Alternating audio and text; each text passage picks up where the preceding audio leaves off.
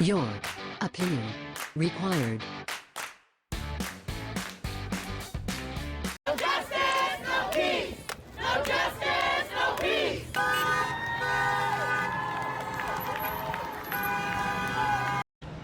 Well, Katie, city officials estimate about 40,000 protesters converged on the Common today, and in that space, as you can imagine, a lot of different and differing opinions. Some of the conversations on the Common were civil and peaceful. Some were not. Get some out of my city! A pro-Trump protester confronted on Boston Common. Police pulling him away and taking his flag. No poles or sticks or weapons allowed. For a few years now, I've noticed that the definitions for words, or at least their use, has changed. When I don't know exactly what a word means, I can't determine the meaning from the context, I look it up in a dictionary. Now, I've always believed that language is a way to communicate ideas through the sounds that we make, although dictionaries provide a good reference for commonality, are largely irrelevant for speech as long as the information and ideas a person is trying to convey are received in the correct way. The key point, though, is it only covers speech, and language isn't confined to the spoken word. Everyone has had the situation when a cell text or email has been taken out of context because it's quite hard to add tonality to the written word.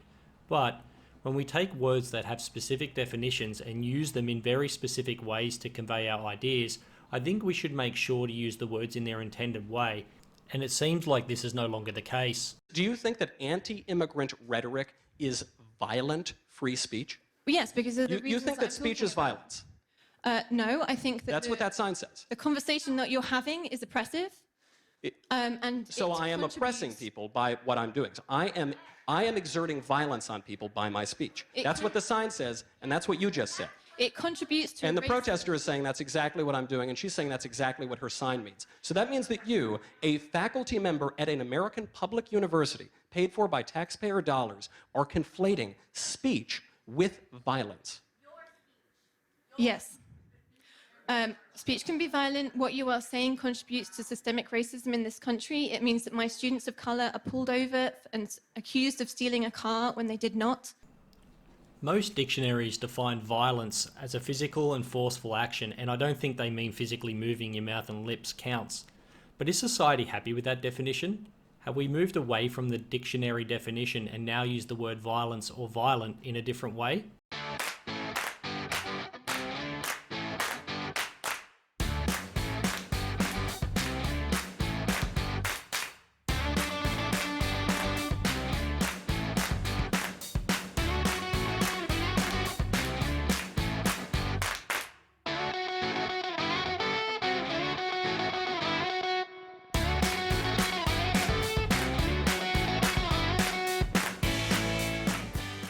So can words or speech be violent?